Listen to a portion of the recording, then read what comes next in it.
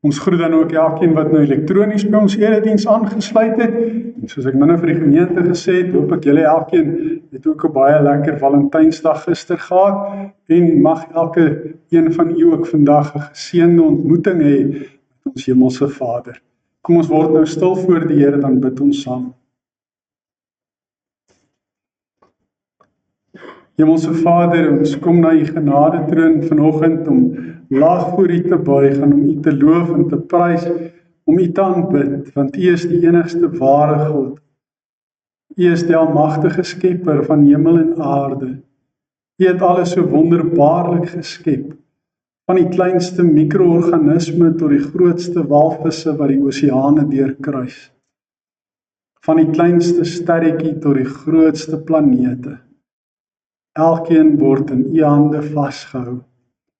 U het met alles en met elkeen van ons 'n plan en 'n doel. Ons weet dat niks toevallig gebeur nie en dat u met ons op pad is. Dat u elke treukie van die pad wat ons stap saam met ons loop. Dankie Vader dat ons ook kan weet dat dit vir u belangrik is dat ons op die regte pad moet loop. En dat u alles in u vermoë doen om ons deur u Gees te lei en ons te help om daar te bly. En daarom is dit ons gebed, Here, dat u ook vandag hierdie erediens sal gebruik, juis om ons toe te rus en om vir ons die regte pad aan te wys. Want ons weet die uiteinde van die regte pad is die ewige lewe saam met u. En ons sien daarna uit met verlange en met versigtiging, dat u, wanneer ons woonplek in die hemel gereed is, sal kom om ons te kom haal, sodat ons ook kan wees waar u is, om u vir ewig en altyd te loof en te prys en te eer. En daarom bid ons dat u ook ons erediens vandag sal seën, en dat alles wat ons sal sê, dink en doen, vir u aanneemlik sal wees, en dat dit u goedkeuring sal wegdra. Ons bid dit in Jesus se naam alleen. Amen. Maatjies, vanoggend het Paapie saam met my kerk toe gekom. Hy was baie was hierso. Laat ons gou sien hoe gaan dit met ou Aapie. Goeiemôre Aapie, hoe gaan dit? Ag jong, dit gaan ons aardig. Ja, moeilik jou hierdie wors en longe van. Ja, jong, ek het al lankal vir jou gesê jy sal daai sigarette van jou moet los. Los. Maar dis baie goeie nuus. Ek is baie bly om dit te hoor. Nou, wat het jy nou gedoen? Het jy oorgeskakel na 'n ander brand toe? Nee, nie dit nie. Nou wat doen jy nou? Maar dis presies dieselfde gemors man. Dit is vol nikotien, dit gaan lê in jou longe, dit veroorsaak teer op jou longe en boonop beskadig dit jou brein op die lang termyn. Dit maak jou breinselle dood man. Jy moet dit goed weggooi, regtig. Dit is nie so maklik nie hoor. Nou, hoe weet jy dit beskadig breinselle? Wel, sê bietjie vir my, vandat jy begin rook het jy beter presteer op skool of het jou punte geval? Hulle het geval. Ja, hulle het geval, want jou brein word nadelig beïnvloed deur jou gerookery. So jy sal moet leer om die versoekings te weerstaan, om ontslae te raak daarvan. Ja, dit is nie so maklik om van die versoeking te weerstaan. Jy sien, ek moet dit gebruik man, want dit kalmeer my. Ja, elke verslaafde het 'n verskoning, maar daar's baie ander beter maniere om te kalmeer, soos om 'n lekker bad te vat of te stort of lekker diep asem te haal. Ja, daar's baie ander baie beter maniere as om jou brein te beskadig en jou longe te beskadig. Kyk, hoe gaan dit al met jou jong? Jy's al soos 'n ou man en jy's eintlik nog jonk, jy's nog op skool. Ja, dis nie so maklik om nie te kan asem kry nie. Maar ja, leer die versoekings weerstaan. Ek wens ek kon. Okay, kom ons praat 'n bietjie daaroor vandag. Sit jy daar agter stil. En dan luister jy hierdie keer en ek hoop hierdie keer gaan jy regtig luister en hoor. Ja, geliefdes, versoekings. Dit's moeilike goed in die lewe. Dit kom so na jou toe en lok jou uit. Dit lyk so aangenaam, soos 'n klomp geld, 'n pragtige motor, 'n lekker stukkie roomkoek wanneer jy besig is om te dieet. Dalk 'n mooi vrou wat vir jou sê, kom saam met my, en dan die pakkie sigarette wat ou Apie se swakpunt is. Dit lok jou uit, dit sê, vat my, gebruik my, jy het my nodig, ek is goed vir jou, ek sal jou help, ek sal jou laat beter voel, jy sal kalmeer, allerhande ander sulke soortgelyke leuns. Dis eintlik maar soos 'n wortel voor 'n donkie se neus. Nou, ek weet nie of dit regtig werk nie, ek het dit nog nooit self probeer nie. Maar ek dink Pinocchio het dit nogal probeer, in een van sy stories, wat hy die geel wortel voor die donkie se neus gehou het. 'n Versoeking is soos 'n ding wat jou motiveer om dit te doen. Wat jy sê, doen dit. En omdat jy agter hierdie versoeking aan hardloop en aanloop, nou ja, dan lok dit jou saam en sleep dit jou in, dan kom die gevaar van struikeling en val. Want dis wat 'n versoeking doen. Versoeking is soos 'n pothol in die pad, is soos 'n stryk wat vir jou gestel word. As jy daarop trap of daaroor trap, dan haak jou voet vas en jy val. Nou, gister was val in die tuindag, ek hoop nie almal van julle het in die tuin gister geval nie. 'n Versoeking is soos die wurmpie wat 'n visserman in sy hoek sit wanneer hy gaan visvang. Die vis dink, lekker kos, maar die oomblik as hy sy mond lekker groot oopmaak en met so 'n lekker suigkrag daai visie nader trek en 'n hap gee, dan is die hoek deur sy lip en dan het die visserman hom. Trol hy hom in en dan is dit die einde van die vis. Want dis wat versoekings ook doen. Dit bring ons einde nader as ons daarin toegee. Versoeking is soos die kaas wat ons gebruik in die valletjie van 'n muis. Nou, julle het almal die storie gehoor van Tolle van der Merwe, wat vir sy ma vertel het van die muis wat vir sy ma kom sê het sy pa het vir hulle 'n Jeep gekoop, maar intussen is hy in 'n muisvalletjie gevang, omdat hy die kaas probeer eet. Dis wat versoekings doen. Dis 'n stryk wat vir jou gestel word, en jy gaan beslis tweede kom, wanneer jy daaraan toegee. Wat is 'n versoeking nou eintlik en presies? Hoe definieer 'n mens 'n versoeking? En waarvan praat ons as ons van versoekings praat? Versoekings toets ons gehoorsaamheid. Dit kyk of ons na die wil van God luister. Terwyl beproewings daarenteen kyk of ons in God glo. Nou, God het in die begin, toe Adam en Eva in die paradys was, hulle geloof en hulle gehoorsaamheid getoets. Maar meer hulle gehoorsaamheid. Hy het gesê, hulle kan van alles eet, maar nie van die boom van kennis van goed en kwaad. En toe kom die duiwel in die vorm van 'n slang, nou hoe 'n slang voor die tyd gelyk het, weet ons nie presies nie. Ons weet sy straf is na die tyd dat hy gaan seil en stof vreet. Hy kom en hy sê, het God gesê julle mag nie van daai vrug eet? Sien julle wat doen hy? Bevraagteken God se woorde. Want hy wil hê jy moet twyfel. En sodra die saadjie van twyfel in jou ontkiem het en begin groei het, dan verdwyn die geloof. En as die geloof verdwyn, is my vatbaarheid vir versoeking soveel groter. Nee man, sê hy vir hulle. As jy dit eet, God is net bang, jy gaan slimmer word as wat hy is. Nou, wie wil nou nie slim wees nie? Almal van ons wil slim wees. Ons wil graag 'n brein hê wat goed werk en goed funksioneer.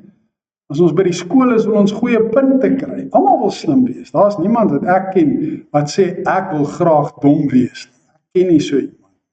Tensy daar iets fout is. Almal wil slim wees. En daarom kyk sy na daai vrug aan die boom van kennis van goed en kwaad. Dit was nou nie 'n appel nie, ons weet nie wat se vrug was dit nie. Maar sy kyk hom so en sy dink, Hy lyk daarom maar soetsappig en haar mond begin water en sy steek haar hand uit en sy pluk hom en sy begin eet en sy sê vir Adam, "Wow, jy moet hierdie vrug kom proe. Dis hom maar lekker hoor." En sy gee vir hom en hy byt en hy eet ook en daar word hulle in die struik gevang want hulle toegegee aan die versoeking. Beproewings weer toets ons geloof. Versoekings is gedagtes, woorde, dade of versuim waartoe my sondige natuur onder leiding van die duiwel my wil motiveer en verlei om sonde te doen. Meeste van die tyd begin 'n versoeking by 'n gedagte, 'n idee. Ek sou kon doen met 'n miljoen. Waar gaan ek een kry? Wel, die bank het een. En as ek die bank beroof, het ek 'n miljoen. Of hulle adverteer as jy hierdie Vrydag, wanneer ook al jackpot of die lotto of wat ook al is, ek weet nie eers nie. Maar as jy hierdie keer wen, dan wen jy soveel miljoen. En dan begin jy dobbel en jy raak verslaaf aan dobbel. Maar dit begin nie by idee. Dit begin baie keer ook by woorde, by dinge wat ek sê. Want woorde, sê Spreuke, kan soos dolksteke wees. En Jesus het gesê, jy kan met jou woorde iemand doodmaak. Want jy is strafbaar voor die helse vuur as jy vir iemand sê hy is 'n idioot of 'n gek. En dit beteken letterlik leegkop, daar gaan niks tussen die ore aan nie. As jy gaan vir 'n breinscan, gee hulle jou geld terug, want hulle kon niks kry om te scan. Of dis dade. Dis goed wat ek doen. Wat ek weet ek nie veronderstel is om te doen nie. Adam en Eva het geweet, hulle moenie van die vrug eet nie. Of dis goed wat ek weet ek moet doen, maar ek is te lui om dit te doen. Ek versuim om dit te doen. Ek doen nie wat ek moet doen nie, soos wanneer ek nie my huiswerk doen nie.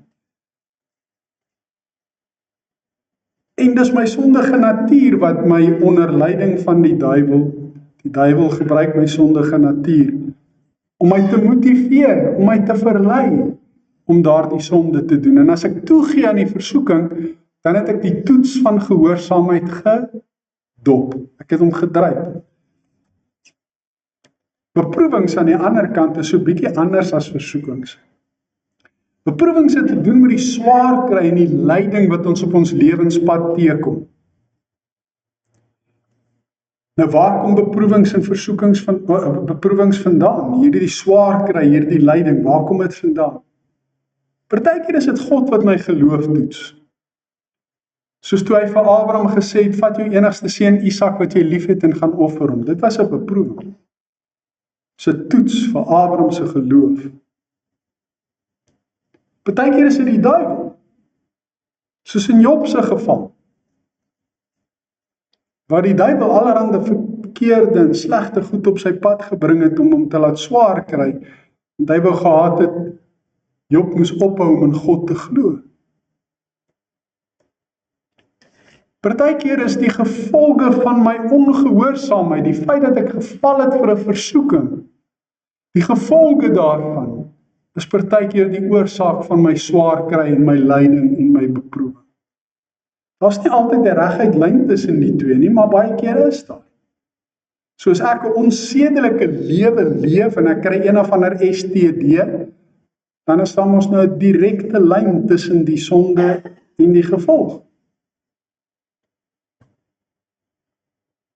Partykeer word my swaar kry veroorsaak en my lyding eenvoudig deur kieme en virusse wat in die lug is.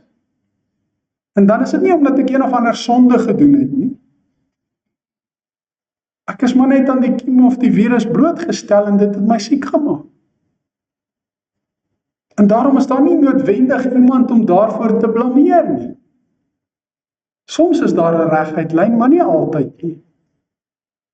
Tussen siekte en sonde, maar sonde in die algemeen is die rede vir siekte in die algemeen. Maar daar is nooit of nie altyd 'n spesifieke reguit lyn tussen hulle. Partykeer kan ander mense beproewinge vir my veroorsaak.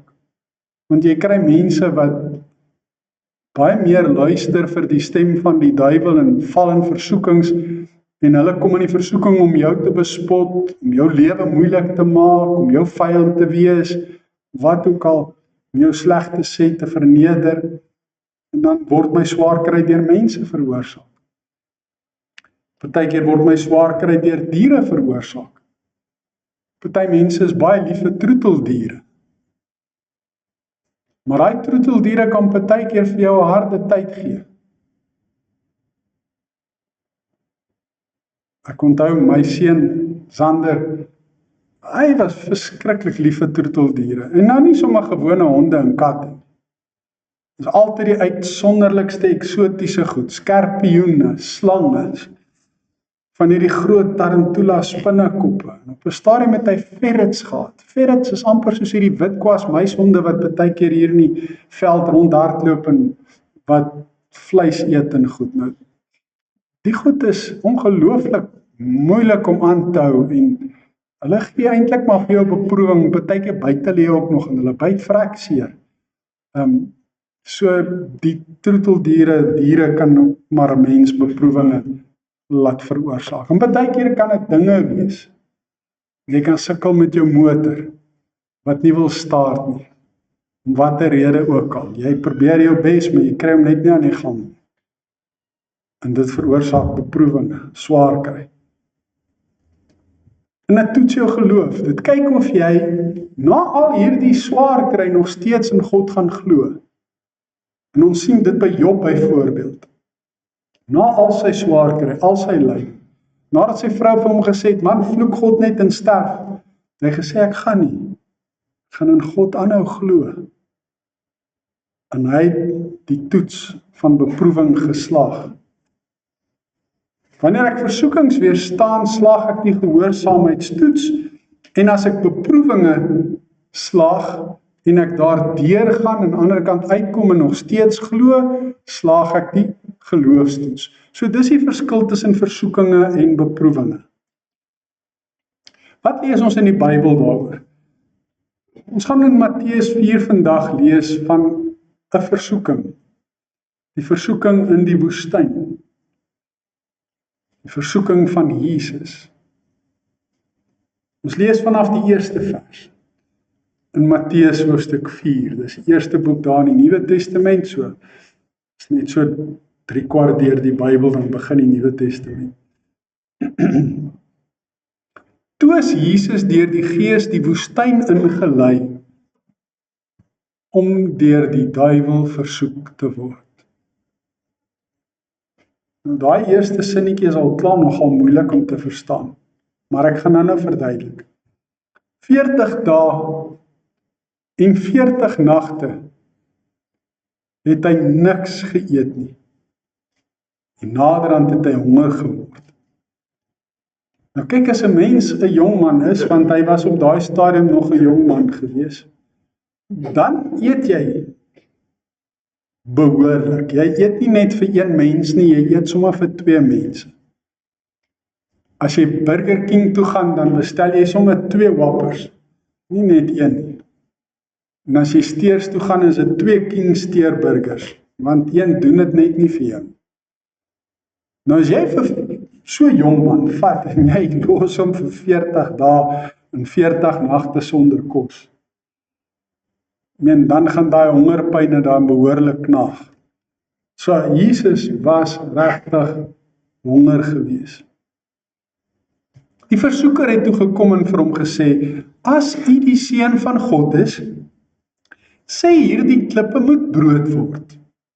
Dit klink baie onskuldig. Maar Jesus antwoord, daar staan geskrywe, 'n mens leef nie net van brood nie, maar van elke woord wat uit die mond van God kom. Daarna neem die duiwel hom na die heilige stad toe en laat hom op die hoogste punt van die tempel staan en sê vir hom, as hy die seun van God is, spring af. Daar staan mos geskrywe. Dan haal hy aan uit Psalm 91. Die duiwel haal aan uit die Bybel.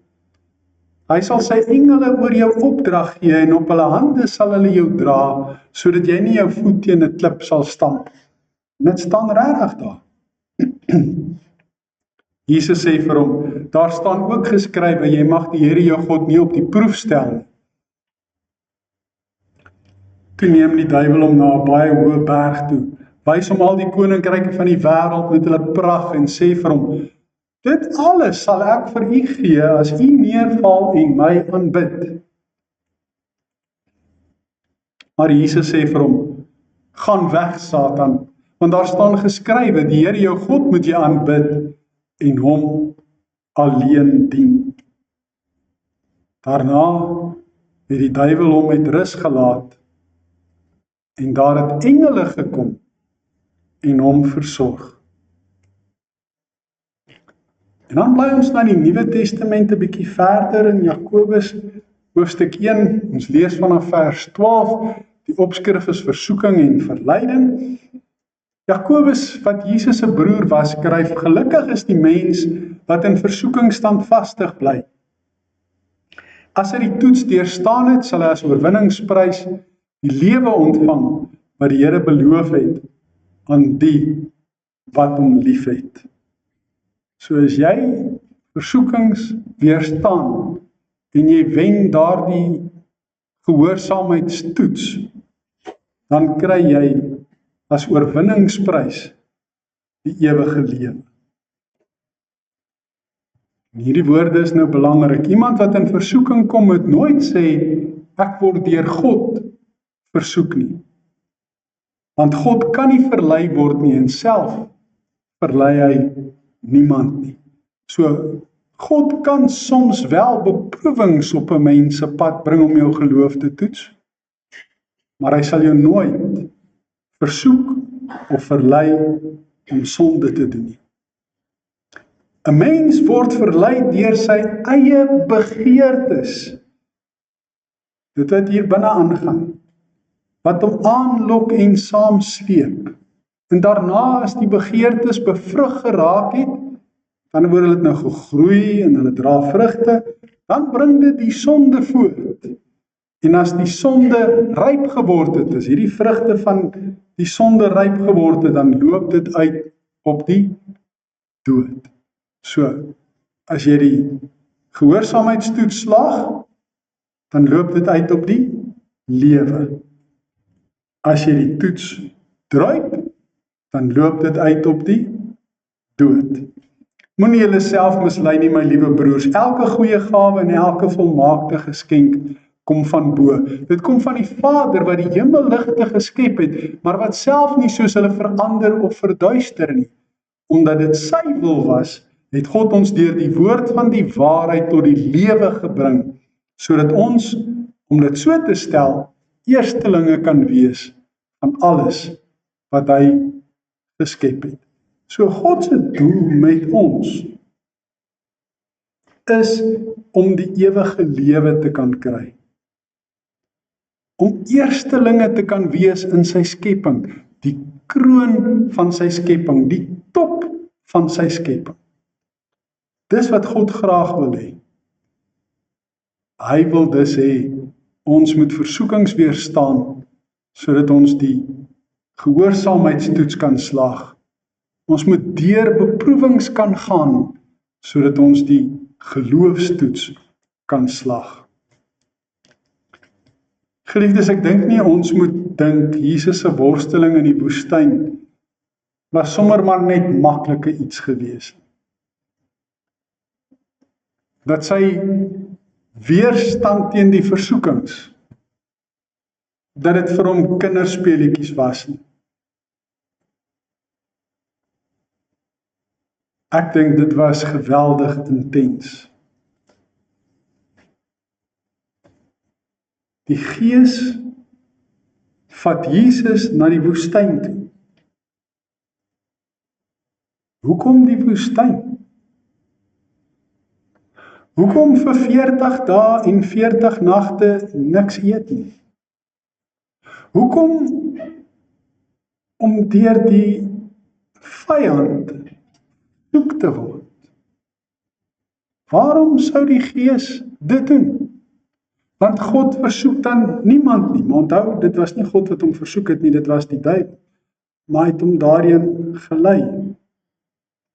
Hierdie woestyn tydperk van 40 dae en 40 nagte kan ons vergelyk met Jesus se opleiding wat hy ontvang het voordat hy met sy bediening begin.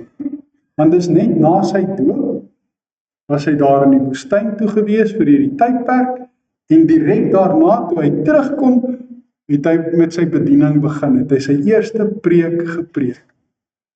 Ons kan dit vergelyk met 'n predikant wat universiteit toe gaan.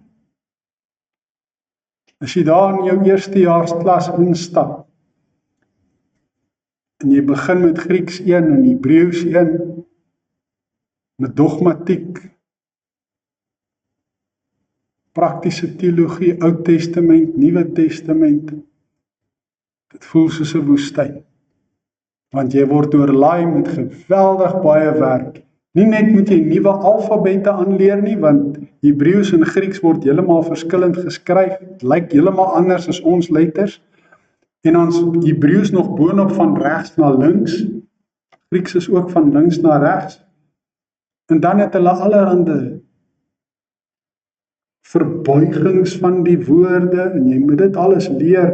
Ek onthou nog in Hebreëus, jou eerste verbuigings wat jy moes leer is katal, katala, katalta, katalti.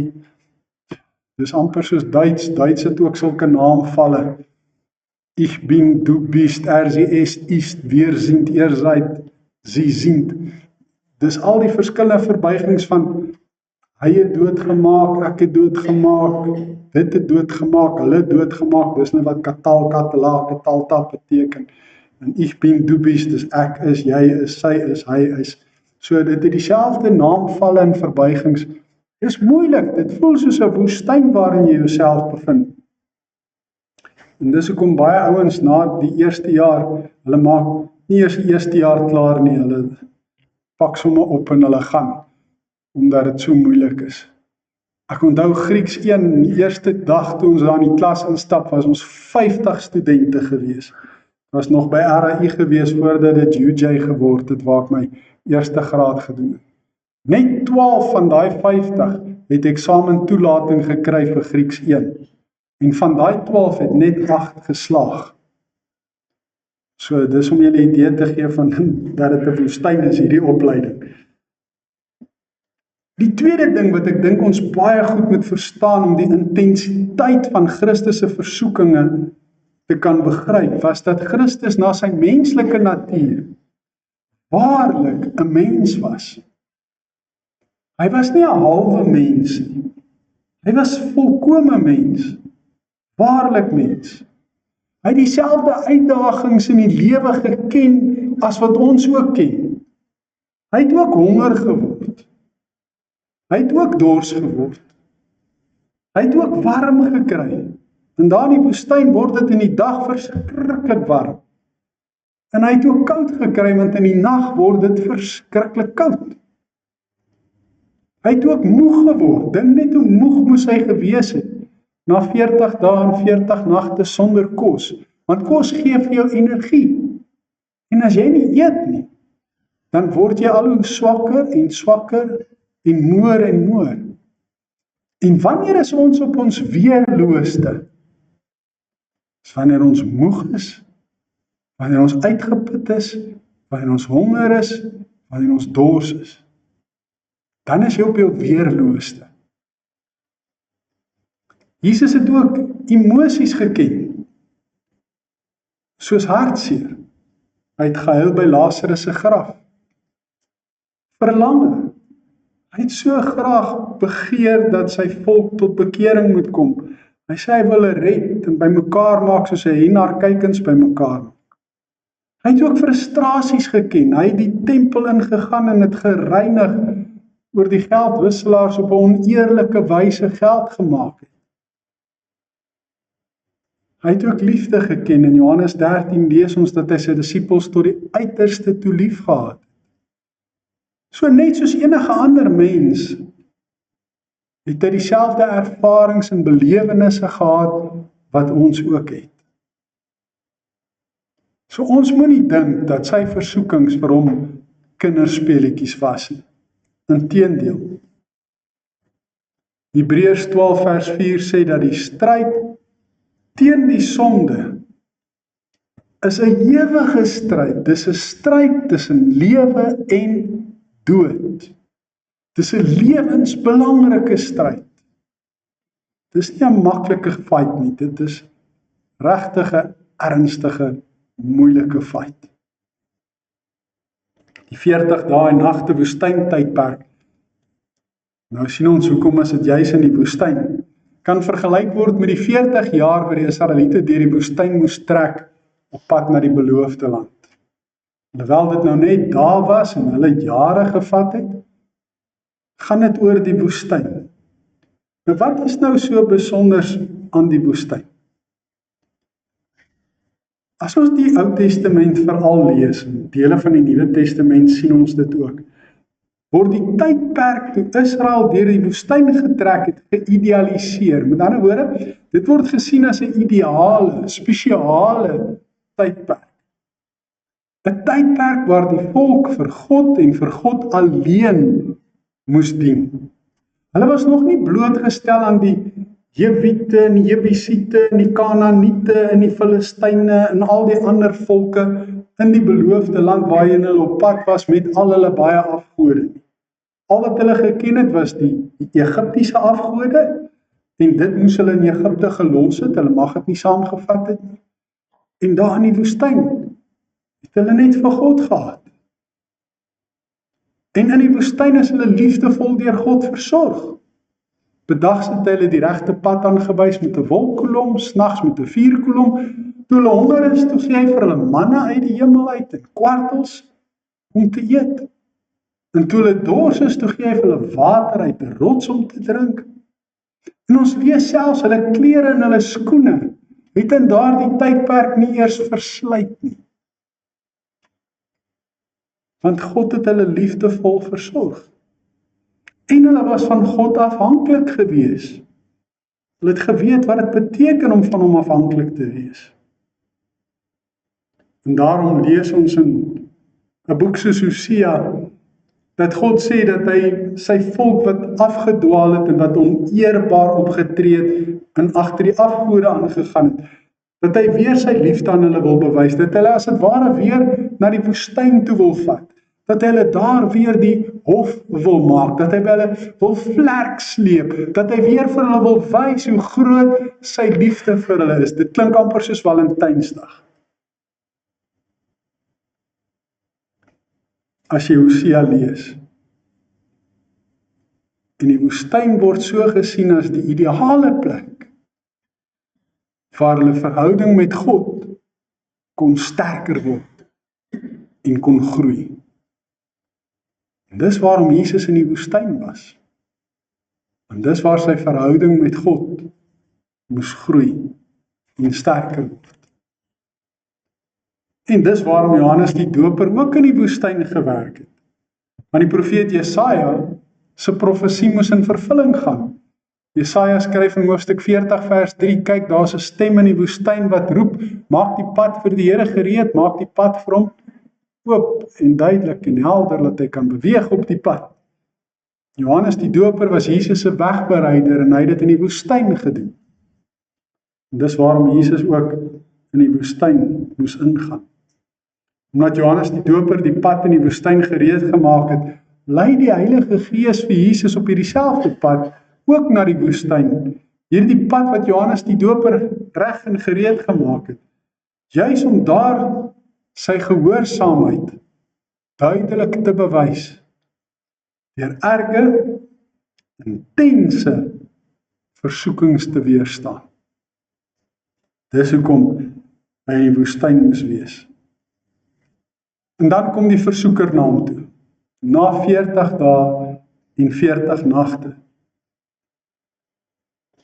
En hy probeer om Jesus se mees basiese menslike behoeftes te misbruik om hom te verlei.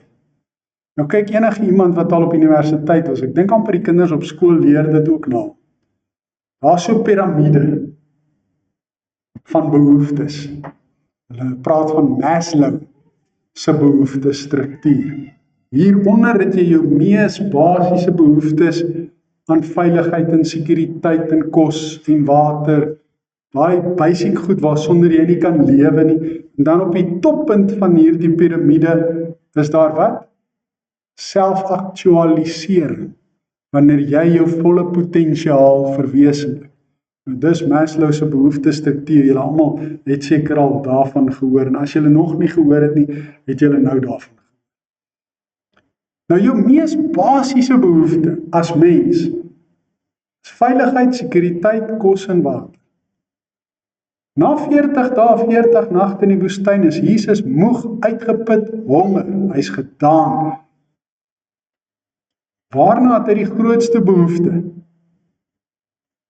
As hy net iewers 'n Burger King of 'n Steers of 'n McDonald's of 'n Spur of iets in die hande kon kry. Hy het 'n behoefte aan kos. Hy's honger. En wat kom die duiwel en hy sê vir hom? As u die seun van God is, sê hierdie klippe moet brood word. Nou dit klink baie onskuldig. Kan Jesus klippe in brood verander? Ja. Is Jesus die seun van God? Ja. Is Jesus God die seun? Ja. So om te doen wat die duiwel vir hom sê is eintlik vir Jesus kinderspeletjies.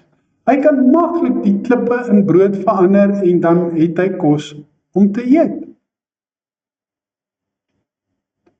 Hoekom doen hy dit nie? Hy kan dit doen. Hoekom doen hy dit nie? Want as hy dit sou doen, was hy gehoorsaam aan wie? Aan die duiwel.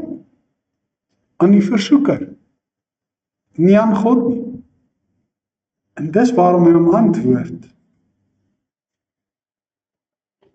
Ons gaan nou na die antwoord kyk. Die tweede behoefte, wat ook op hierdie basiese vlak van behoeftes lê, is veiligheid, beskerming. Ek praat ook van geborgenheid. Daai eerste kombersie, waarmee 'n babatjie toegedraai word, in Bybelse terme daai eerste doeke, waarmee 'n babatjie toegedraai word. Dit is daai gevoel van geborgenheid. As die mamma die babatjie so teen haar bors vashou, en hy begin die eerste keer drink. Dis 'n gevoel van veiligheid, beskerming, geborgenheid. Daarom vat die duiwel hom daar na die hoogste punt van die tempel toe en hy sê vir hom, as u die seun van God is, sien nie weer, as u die seun van God is, as u die seun van God is, dit word herhaal. Met ander woorde, bewys dat u die seun van God is. Bewys dat u oor dit die krag beskik. Spring van hierdie dak van die tempel af. Dit is amper asof hy vir hom sê, jy is mos Superman, wys ons jy kan vlieg. As mense dit nou in Marvel terme moet uitdruk. En dan haal hy boonop Psalm 91 aan. Die duiwel haal aan uit die Bybel uit. Dit klink amper ongehoord, maar hy doen dit spesifiek, want hierdie Psalm sê, as jy in die moeilikheid kom, is God by jou. Hy sal nie toelaat dat jy struikel en val nie. Hy is jou rots, hy is jou veilige skuilplek. Hy sal self sy engele opdrag gee om jou te beskerm. Op hulle hande sal hulle jou dra, sodat jy nie jou voet teen 'n klip sal stamp. So, spring van die tempel af. As jy die seun van God is, dan kan die engele mos nou maar kom en hulle kan jou op hulle hande dra. Hulle het mos vlerke waarmee hulle kan vlieg. Dit staan in die Bybel, so bewys dat dit wat in die Bybel staan die waarheid is. Dis basies wat die versoeker vir Jesus sê. En dan wanneer 'n mens kom by die toppunt in hierdie piramide van Maslow by selfaktualisering, om jou volle potensiaal te verwesenlik, dis daar waar 'n mens se behoefte aan mag, jou behoefte om in beheer te wees, ons het laasweek juis gepraat oor magteloosheid en dat beheer 'n illusie is, Maar jou behoefte aan mag, om in beheer te wees, aan rykdom, aan selfaktualisering. Hy vat hom dan na die berg toe, hy wys hom al die koninkryke, hy sê, ek sal al hierdie koninkryke, al hierdie mag, al hierdie rykdom, ek sal alles vir u gee. Wat moet u doen? Val net op u knieë neer en aanbid my. So hy gaan deur al hierdie piramidestruktuur van Maslow, sy hiërargie van behoeftes.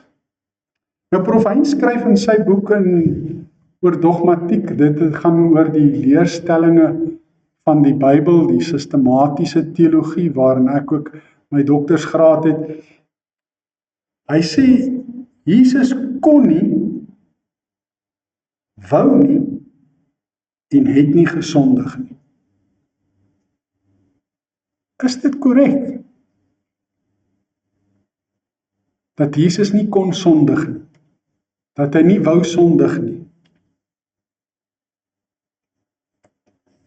Ek dink nie so nie. Ek dink Jesus kon sondig. Omdat hy waarlik mens was, het hy die vermoë gehad, die kapasiteit gehad, die natuurlike geneigtheid wat hy by sy moeder Maria geërf het, want hy het 'n sondige natuur by haar gehad, om te kan sondig. Maar hy wou nie. En hy het nie.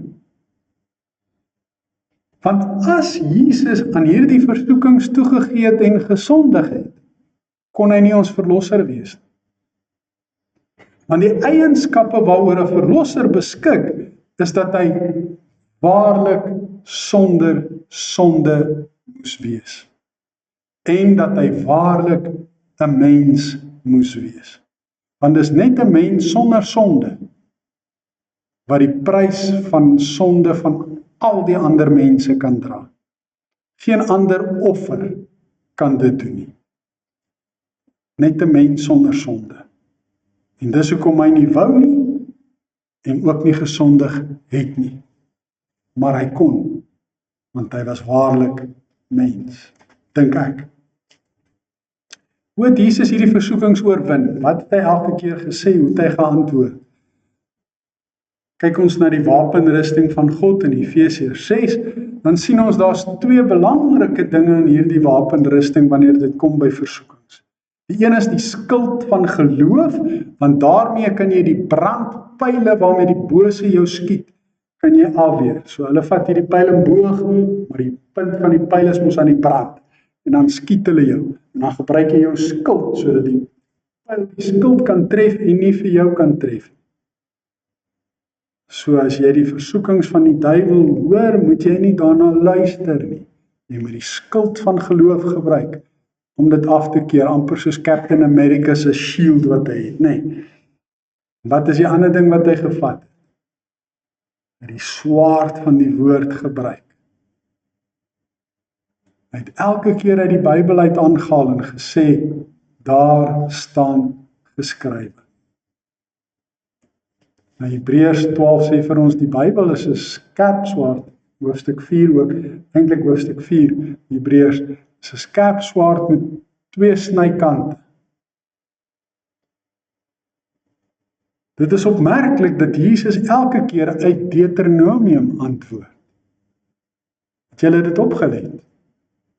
Elke antwoord wat Jesus gegee het, kom uit die boek Deuteronomium. Hoekom juist Deuteronomium?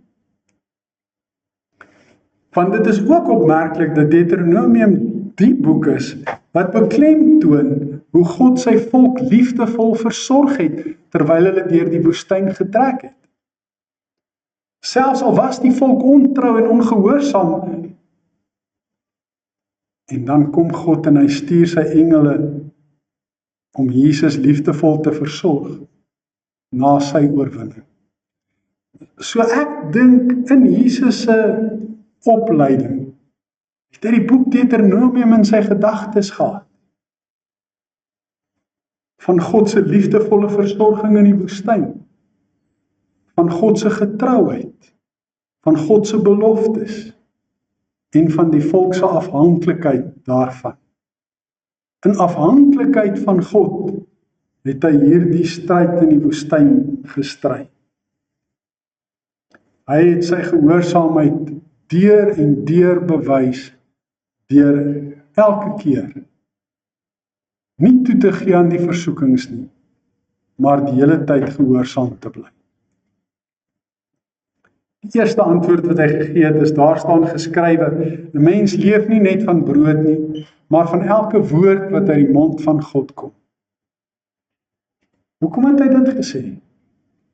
Die duiwel wou gehad het Jesus moes aan hom gehoorsaam wees, deur die klippe brood te maak.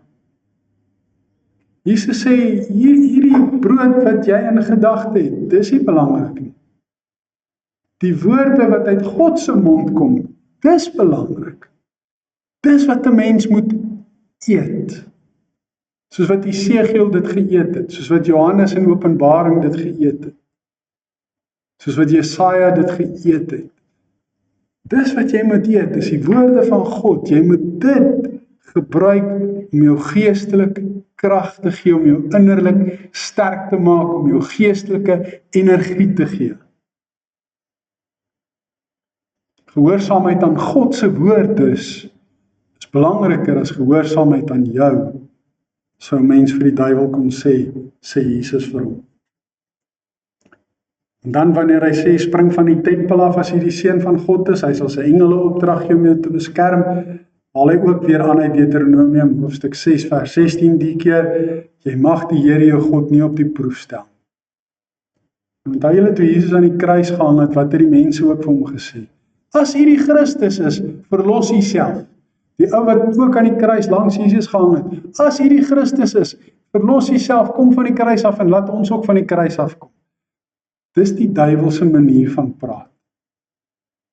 Het God gesê, hierdie vrug van die boom van kennis van goed en kwaad, julle gaan doodgaan as julle daarvan eet?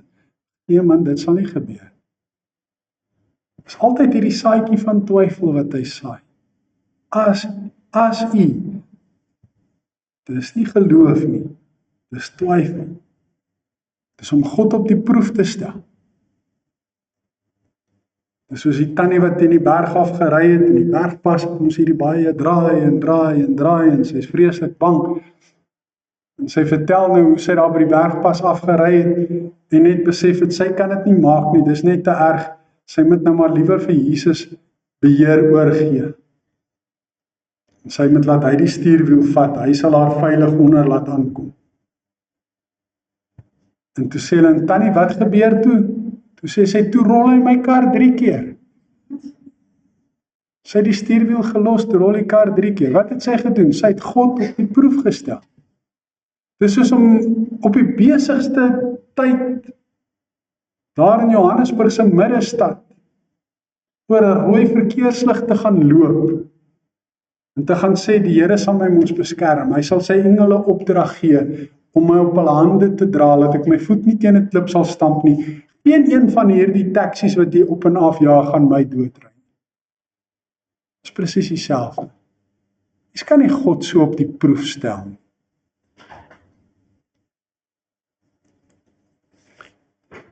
En dan wanneer hy praat oor al die koninkryke, selfaktualisering, die behoefte wat mense het aan mag en om beheer te wees, om rykdom te hê, dan sê Jesus vir hom, ek gaan jou nie aanbid nie. Want daar's net een persoon in die heelal wat aanbiddingswaardig is. En dis God. En jy moet hom aanbid en hom alleen dien, soos Deuteronomium 6 vers 13 sê. So Jesus is swart vernuf. Die manier waarop hy die woord gebruik is behendig. En dit beteken, hy doen dit uitstekend, baie goed, hy's handig daarmee. Hoe kan ons ook versoekings oorwin, wanneer dit op ons pad kom? Nou die eerste ding wat ons moet verstaan, begryp en moet weet, is dis makliker om versoekings te vermy, as om versoekings te probeer weerstaan. As jy 'n drankprobleem het, moenie in die kroeg gaan sit nie. Jy soek mos vir moeilikheid. En as jy nou soos Luigi is, en jy 'n probleem het met die skoner geslag, moenie na 'n stripklub toe gaan nie. Jy soek vir moeilikheid. Die versoekings gaan jou oorval. So dis makliker om 'n versoeking te vermy as om hom te weerstaan. Moenie drankwinkel toe gaan en drank gaan koop as jy 'n probleem het daarmee. Bly weg van dit af, vermy dit. Makliker om dit te vermy as om dit te probeer weerstaan. Dit is makliker om daarvan weg te bly. Die tweede ding wat ons moet doen is om op Jesus te vertrou en te bid en om hom te vra om ons te help om versoekings te weerstaan. Want Hebreërs 2 vers 18 sê, omdat hy versoek is, hy self, en omdat hy gelei het, kan hy ook die help wat versoek word. So omdat Jesus versoekings kon weerstaan, kan hy jou ook help om dieselfde te doen. Daarom moet jy net bid en hom vra om jou te help. En dan moet ons die wapenrusting van Efesiërs 6 gebruik, die skild van geloof, die swaard van die woord, die waarheid as gordel, die liefde, die borsharnas van versoening, die helm van verlossing, al daai goed moet ons aantrek, bereidheid om die evangelie te verkondig, as skoene aan die voete en alles moet ons bid en doen. En hoe meer ons die Heilige Gees gehoorsaam, meer kan ons in staat wees om ons sondige natuur te oorwin. Dis waaroor Romeine 8 en ook Galasiërs 5 gaan. En ons het daaroor al reeds gepraat vroeër hierdie jaar. Dat jy jou sondige natuur net kan oorwin as jy die Heilige Gees toelaat om jou lewe te beheer. As jy aan hom gehoorsaam is. Nou in die cartoons word dit mos altyd so geteken. Van 'n engeltjie op hierdie kant van jou skouer en die duiweltjie op die ander kant van die skouer. En dan sê die duiweltjie vir jou, doen dit, dis die versoeking. En dan sê die engeltjie, moenie. So, waarna moet jy luister? Na die engeltjie of na die duiweltjie? Jy moet luister na die engeltjie, dis wat die cartoon storie mos nou is. Maar die beginsel bly dieselfde. Die Gees van God is hier in ons, en hy praat met ons, en hy waarsku ons, en hy sê vir ons, moenie toegee aan die versoeking. Pas op. Bly weg, hy laat die rooi ligte flikker. Luister net vir hom. Gehoorsaam hom. En jy sal versoekings kan weerstaan. Mag ons Hemelse Vader ons genadig wees, want die stryd teen die sonde is 'n stryd om lewe en dood. En jy wen daardie stryd wanneer jy versoekings weerstaan. Jy wen dit wanneer die Heilige Gees jou lewe beheer. En jy Jesus vra om jou te help. Hy was volkome gehoorsaam. Hy het nie toegegee aan die versoeking. Daarom kan hy jou help. Vertrou hom daarvoor. Vra hom om jou te help. En veg en stry teen hierdie versoekings met die wapenrusting van God. Moenie toelaat dat jy in 'n valletjie beland en dat Boetie Meis dink jou pa het 'n Jeep gekoop. Amen. Kom ons bid saam. Hemelse Vader, Here, ons kom elke dag voor versoekings te staan. Want ons vyand, die versoeker, is glad nie lui nie en hy doen alles in sy moeite, alles in sy vermoë om ons te laat val in versoekings. Hy wil so graag hê ons moet twyfel en ons moet ongehoorsaam wees. En dan kry hy sy sin, dan gaan ons saam met hom op die verkeerde pad en dan eindig ons saam met hom op in die hel. Ons besef hoe belangrik dit is, Here, om nee te sê vir versoekings. Maar ons besef ook hoe dit vir ons partykeer moeilik is, veral as ons moeg en uitgeput en weerloos is. Veral as dit ons mees basiese behoeftes raak. En daarom is dit ons gebed, Here, dat U ook vir ons sal toerus met krag en genade uit die hoogte. Dat ons tot alles in staat kan wees deur Christus wat ons krag gee, ook in staat kan wees om versoekings te kan weerstaan. Here, help ons ook om versoekings te vermy, om weg te bly van plekke af waar ons weet ons in versoeking gaan kom. Help ons om weg te bly van mense en dinge wat ons maklik laat struikel en val. Gee dat ons, Here, met wysheid sal optree en lewe. Dat ons met oop oë deur die lewe sal gaan. Dat ons die vangstrikke en die wurmpies aan die hoekies, die kaas en die muisvalletjies, die struikelblokke op die pad, dat ons dit alles sal raak sien deur die Gees wat ons lei en dat ons aan hom gehoorsaam sal wees. Vader, so kom bid ons vir ons gemeente, vir al die projekte waarmee ons besig is. Here, ons wil vra dat U regtig waar ons sal seën met al die seëninge van die Gees wat daar in die hemel is, sodat ons toegerus kan wees om mekaar te dien, om mekaar geestelik te versterk en op te bou, sodat ons gemeente as liggaam van Christus kan groei en kan sterker word. Here, U weet dat ons gemeente behoefte het aan nog kinders en jong mense en dat hulle betrokke moet wees by die Bybelonderrig en by die valkies en by die arende. En daarom bid ons, Vader, dat U 'n wonderwerk sal doen, dat U weer